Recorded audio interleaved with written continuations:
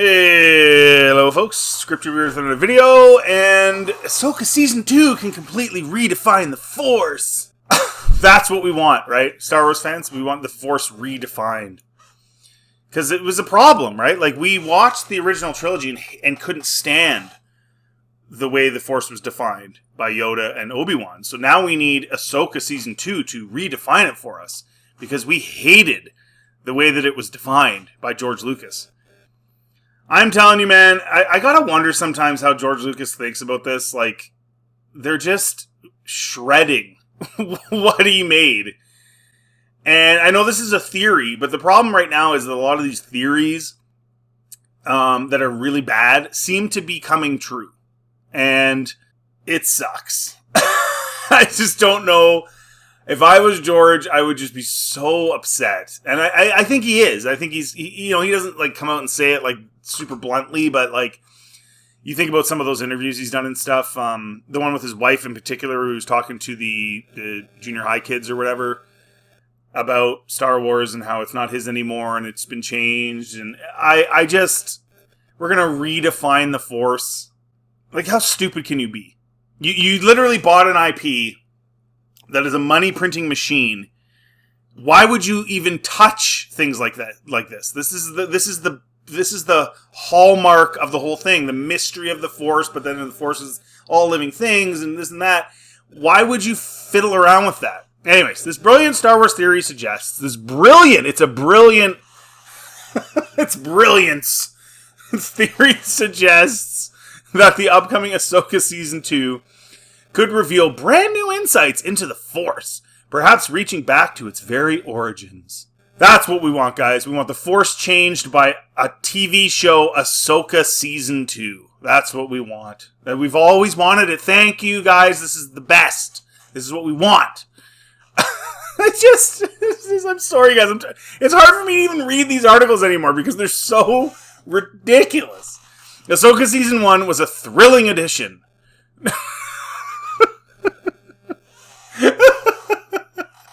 If you want a good laugh, go watch my reviews of the Ahsoka series, because it's pretty funny, in a bad way.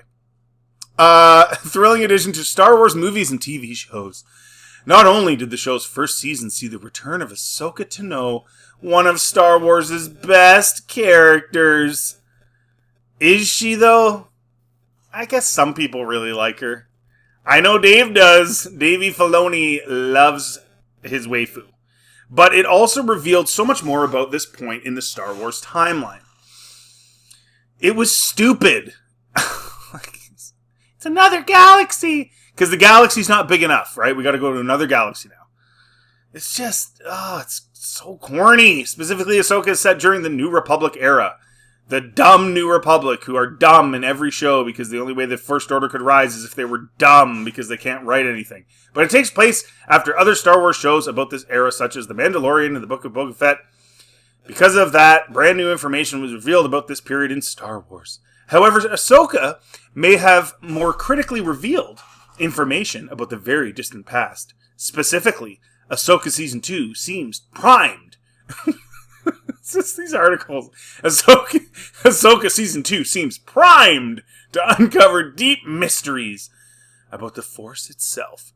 You know, and this is one of the things, like, when they announced that stupid, what are they calling it? The origin of the Jedi? What do they call it? I mean, Dark Horse did a comic book about it, but I wasn't a fan of that either. What was it called again? Dawn of the Jedi. We don't show us that. There's certain things in fantasy, and I've said this before, if you've been following me for any length of time, you know this.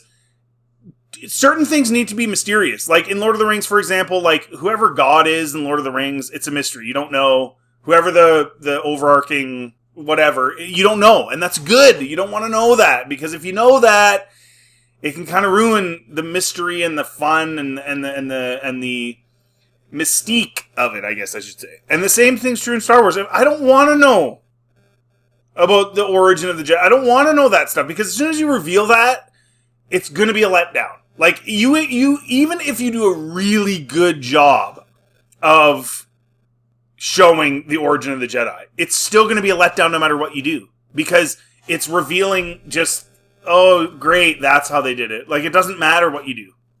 And in this case, revealing mysteries about the Force. Just leave it. Just leave it. Let it be what it is. Let it be mysterious. Let it be sort of questionable. That's what makes it fun for us as the viewer. Nobody walked out of Return of the Jedi and said, man, that trilogy sucked. They didn't tell us the deep mysteries of the Force. They just gave us these sort of, vague descriptions. I'm unhappy with this. Like, nobody did that. Nobody cared.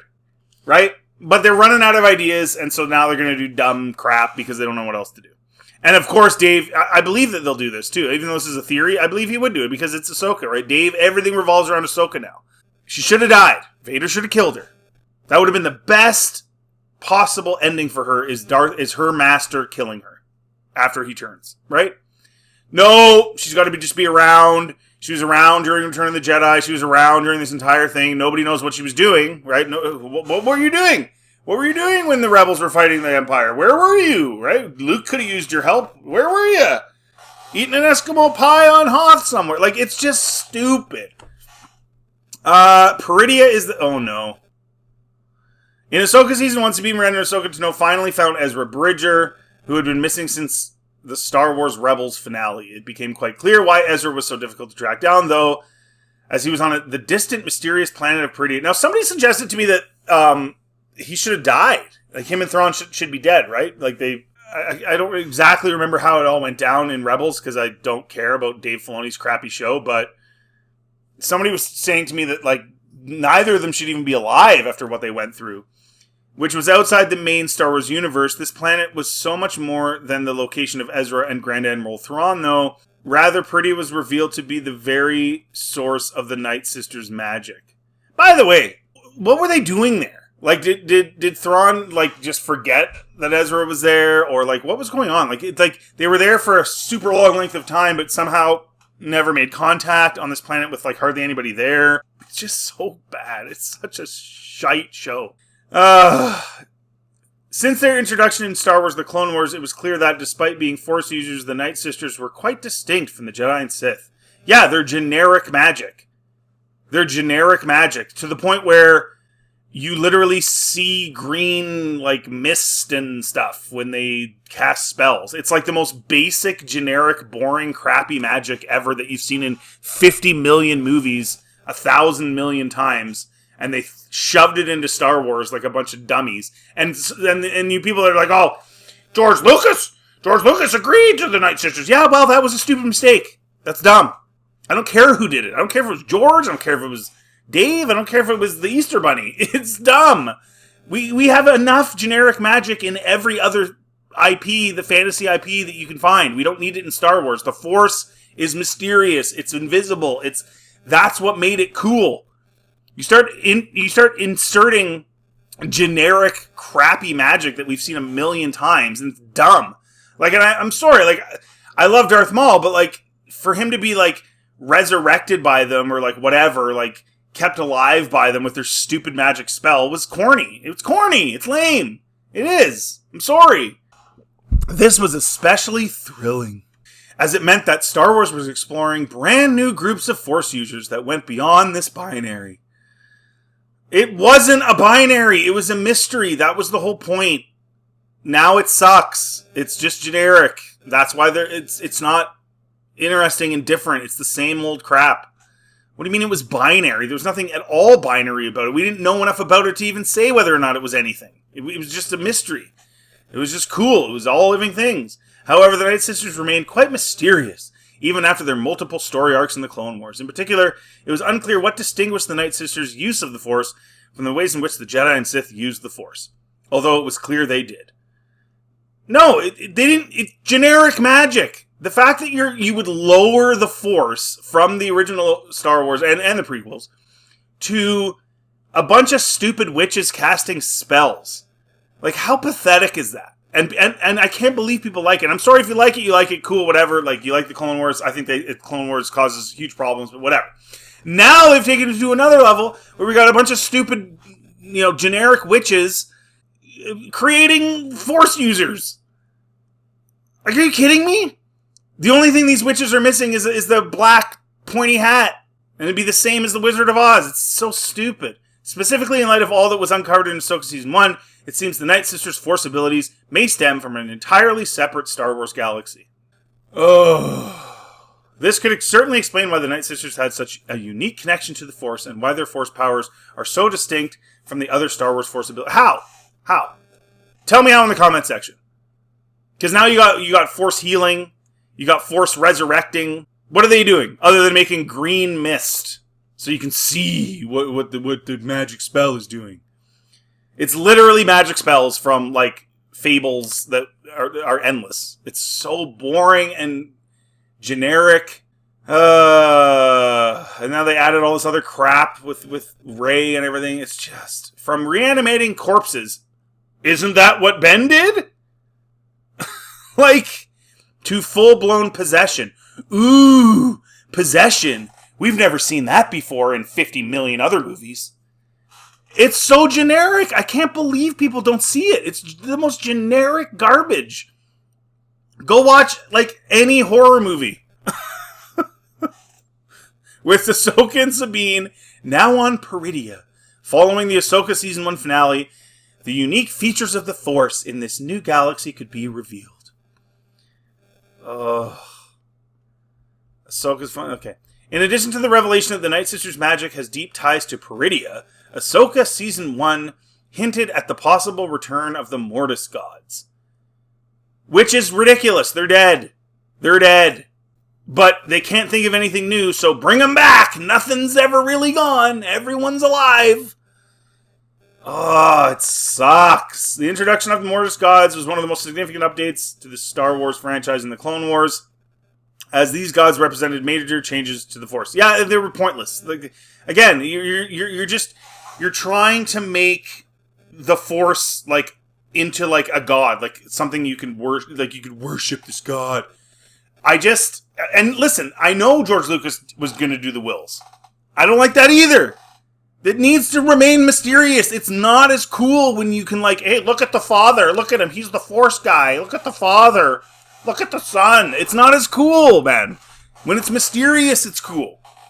And I get it. You're trying to create content. You can't think of anything else. And you're trying to make money. And I get it. But it's corny. It's not the same. It's lame. That's what made the original 6 movies awesome. Was that there wasn't answers to these questions. That we kind of didn't understand everything about the Force. We kind of got some of it, but we didn't understand it. That's what made it cool. Right? Now it's the father. Look at the father. Like, the Clone Wars, honestly, okay, I know you guys, I'm probably going to lose some subs from this, but the Clone Wars was the beginning of the end of Star Wars. I have said this before. It wasn't just Disney. Disney, of course, took it through the end zone and out the building and whatever. Forrest Gumped it into the locker room. But the Clone Wars, because they were so desperate for content, because there was so many episodes and everything else, brought in so many stupid lore-breaking dumb things. It starts with the Clone Wars. And George was there and he approved all of it, from what I understand. He wasn't there all the time. Apparently he went in once a week or whatever, but he did approve a large percentage, especially in the early days of the Clone Wars content, okay? At a certain point, from what I'm reading, we don't get the full thing because he doesn't ever answer, like he doesn't just give you the answer. Apparently, from what I understand from the people that were around, he did kind of fade off as it went along. Like by the time he got like to the 4th, 5th, 6th, he was fading away. He wasn't really there anymore and he just kind of trusted them to do it. But in the early days, when you had all these things like the Bendu and the Mortis Gods and all this crap, changing balance in the Force, doing all this garbage, apparently he was there once a week to look at what they were doing. And he did sign off on a lot of this stuff. So what? So what? I don't worship George Lucas. I love Star Wars. I love what he created. But that doesn't mean I'm like just going to accept every stupid idea that George Lucas had in his head. Like, look at the prequels, right? There's a lot of stupid stuff in the prequels. They're okay. They're okay. But they're not 10 out of 10s like the OT. Like, they're not. So, I don't worship George Lucas. So, a lot of the Clone Wars stuff creates problems. And for them, it's not a problem because it's questions that need answering, so that will therefore lead to more content, which will therefore lead to more viewers, which therefore will lead to more advertisers, which therefore will lead to more money. And that's how really cool stories get ruined, as we all know. Specifically on the planet Mortis, the father, the son, and the daughter were revealed to be embodiments of the Force. See? Embodiments. Why? Just have the Force. Why does it have to be embodied by anybody? Stupid. With the son representing the dark side, the daughter, yeah, she's the light, father keeping the balance. No, that's not how it worked. The balance is the father, actually, and that's one thing I will give credit to Filoni and George when they made the Mortis Gods. At least they acknowledged that balance in the Force was not using the dark side. Because the son used the dark side, and then the father had to off himself, blah, blah, blah. Because his son ruined the balance. But looking back, like, why would you even have this story? Why even have the son representing, like, why? Like, representing the dark side. And now it's gotten so stupid. And George Lucas himself said balance is light side control. It's not, the dark side is a manipulation of the Force. Now it's gotten so stupid with Filoni, because they're obsessed with this idea that everybody's gray and there's no good and evil, that Anakin was good and bad in the Ahsoka Season 1 World Between Worlds, and he's, like, fighting her as Vader and Anakin. And that's supposed to, like, make me think about balance. Don't worry, guys. Balance is, sometimes you steal things and sometimes you don't. And you're in the middle. That's balance. You're a balanced human being because you commit crimes some days and other days you do good things for people. Like, no! Like, that's essentially what they're trying to make it, right? It's the most stupid thing I've ever heard in my life. The whole point is, bad guys doing bad things is bad. It's the classic good and evil struggle. And that's how George Lucas talked about it for years.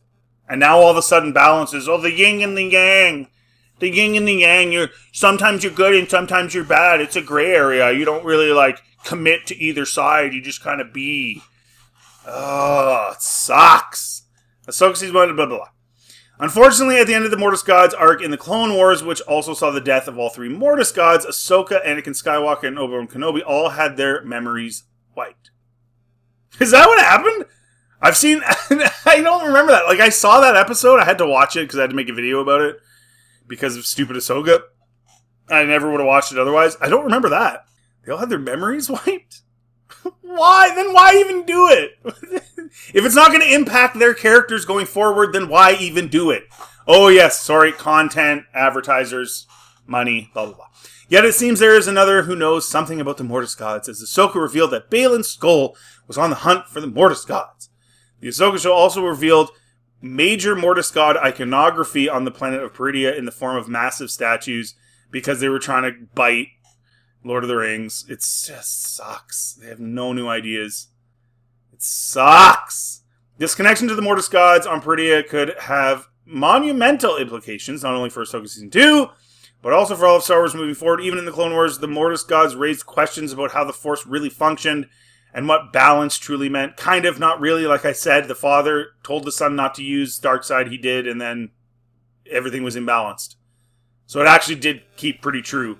And again, if you want to go to this, if you guys are a fan of this idea of balance being good and bad equal, think about what you're saying. You're talking about a never-ending, stupid, dumb idea. Like, think about it this way. So, in the sequels, right? So there's Rey, there's Ben, and he's bad, and he's blah, blah, he's kind of fake bad, emo, thinks he's bad kid, whatever, pouty face, whatever. So he's the bad guy. And then light rises to meet it, Snoke says. And so Rey just sort of happens to be the light side. Think of what the implication of that is. That means the entire Star War is pointless. It's pointless. And that's why they're doing this, because it's never-ending content. Because if the good guys win, then the Force is going to make a bad guy, and then they're going to fight again, and then if the bad guys win, the Force is going to make a good guy, and it just goes on endlessly, pointlessly forever. And all the other people are caught in the middle of it, like the Rebels and the Empire and all the Stormtroopers and all the regular dudes are caught in the crossfire, and they all get to die, so that we can just have this endless war that never ends. And that's why they would do this. It's never-ending content. But it's content that is meaningless because nobody ever wins and it's pointless. So Luke doing what he did and Anakin doing what he did means nothing Because as soon as that happens, now the Force is going to make another enemy for them to fight and blah, blah, blah, blah, blah. So it's completely pointless. Don't you guys get it? It's just, it's a way for them to say endless content that you purchase for money. That's the whole point. Anyways. Although the Jedi had long spoken of balance, specifically regarding the Chosen One prophecy and the notion that Anakin Skywalker was meant to bring balance to the Force by destroying the Sith, the exact definition of balance wasn't clear. Yes, George Lucas said it, 2010 interview, balance is light side dominance. Go look it up. These people, I don't even think they're fans. They just write articles. Presumably, true balance would be in maintaining the light and dark in equal measure. No! And the Mortis Gods seemed to... No, they don't reinforce that. It's the opposite. Have you watched the episode? This is what these new generation of fans want. They want just an endless charade of dark versus light, never ending, no meaning to anything. Star Wars means nothing. The war is never won by anybody. It's stupid. After all, rather than squashing the son, the father held both the daughter and son in the balance. Yeah, but he told him never to use his powers, making sure neither overpowered the other. Of course, as the embodiment of light, the daughter never sought such power, while the son did. Even so, though this suggests that maybe the Jedi got this wrong to an extent. Oh, see, it's just, yeah, the Jedi are wrong, they're dumb. Oh, my word. Balance, theoretically, should be keeping the dark side from overpowering the light, but not stuffing it. No, it should be not existing. Because the dark side is a manipulation and twisting of the Force. And if you go to what Yoda said, it also screws with your brain. And you give into fear and anger and hate. Why would that be balance? Why would giving into hate be balance for anybody? Think of how stupid that is. You're balanced because you're giving into your hate today. And then tomorrow, I'm going to love. And I'm a balanced human being. Like, you would be a complete bipolar nut job if that was the case. Like, think about it. Like, you're a serial killer, right? I did what I did for the greater good. And today I'm not killing people, so I'm good. Like, it's ridiculous. This would also track with the logic that the Force itself ensures this balance, given that when the dark side rises, the light rises to meet it. I already addressed that. It's ridiculous. In fact, Luke Skywalker himself says as much in Star Wars The Last Jedi, which ruined Star Wars, and it's been going down the cliff ever since. In light of that, Ahsoka Season 2 could unlock how the Force truly works in terms of balance, which, for one, could have massive implications for the role of the Jedi in the galaxy. Of course, Baylan Skoll's role in Ahsoka Season 2 remains unclear, as tragically Ray Stevenson sadly died. It isn't yet clear whether Star Wars will recast this role or write the character out in some way. No, you recast the role. You can't write him out the way it ended. He's looking at the mountain with the light flicker thing, and he's thinking about the Mortis. Like, you can't. You have to recast him. Of course you have to. If Baylan is written out of Ahsoka Season 2, though, the exploration of the Mortis Gods' pretty as a unique connection to the Force could be continued by his apprentice Shin Hati. That would be corny. Like, he was the one after that. She wasn't. She went... In fact, the ending of that show is so dumb. Like, think about it. So he's standing on the finger of the Mortis God statue, Lord of the Rings style, looking out at the mountain, thinking about the Mortis Gods, and then Shin literally, like, just goes away and is, like, living with these nomad dudes that have the wargs from Lord of the Rings. What was the point of her character at all? She literally just, like, was there for a bit, and then out of nowhere and no explanation just leaves and goes and joins a nomadic tribe. She's got to be thinking, like, why did I leave the previous galaxy? All my family? All the people I know? What am I doing here? Oh, I guess I'll just join these nomads and just, I don't even know them, but whatever. We'll be buddies and hang out. Think about, imagine the regret. If Baylan Skoll, Shin Hati, or even Sabine Wren or Ahsoka to uncover this history of dark and light side of the Force, it could truly change the future of Star Wars. In fact, this is particularly interesting given Rey's upcoming Star Wars movie, which will very likely see Rey establishing a brand new Jedi Order. Undoubtedly, countless secrets are going to be revealed in Ahsoka Season 2, but it's quite possible that the very nature of the Force in Star Wars could be among them. And guys, again, this would not surprise me in any way, shape, or form, because they want endless content that they don't have to think too much about. That's what the sequel set up. Darkness rises, light to meet it. Light rises, darkness to meet it. Never ending. Totally pointless. Nothing ever ends. Content into oblivion. That's what they want. And they're hoping that Star Wars fans are stupid enough to buy into that and think, oh, yeah, that's the balance in the Force is dark and light equal, blah, blah, and now never-ending, blah, blah, content. That's literally what they're doing. Okay? I'm warning you now. And so this would not surprise me one bit. In fact, I expect this. This is Filoni's way and Disney's way. And again, they're hoping you're dumb enough to continue to buy their crappy content that even though you know subconsciously it's never going to end. It is perpetual nothingness. It's nothingness. Rey's going to rebuild her Jedi Order, then darkness is going to rise to meet her. And then they're going to fight, and one of them's going to win, and then the other side's going to, the side that loses is going to rise again in 30 years or whatever. It's just never ending, constant, pointless. So then for me at least, when I watch the final battle, whatever it's going to be, between Rey and whoever, because she can just defeat everybody, whatever it is, I'm watching it going, there's no stakes.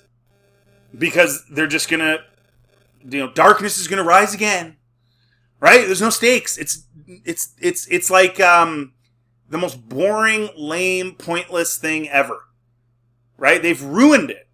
If they go down this road of this is what balance is, it's ruined. It's over. And they kind of already have, like I suggested. With Snoke, with everything else, the way that people are interpreting the Mortis Gods, it's all going to ruin everything, and everything's going to be completely pointless. But that's what they want, hoping you're dumb and buy their continual, never-ending content that is meaningless. Meaningless. Anyways, guys, thanks for listening. If you like this content, please like and subscribe. Always helps the channel. I'd love to hear from you. Comment down below. And if you like this content, check out anything else on my channel. Have yourselves a really good day.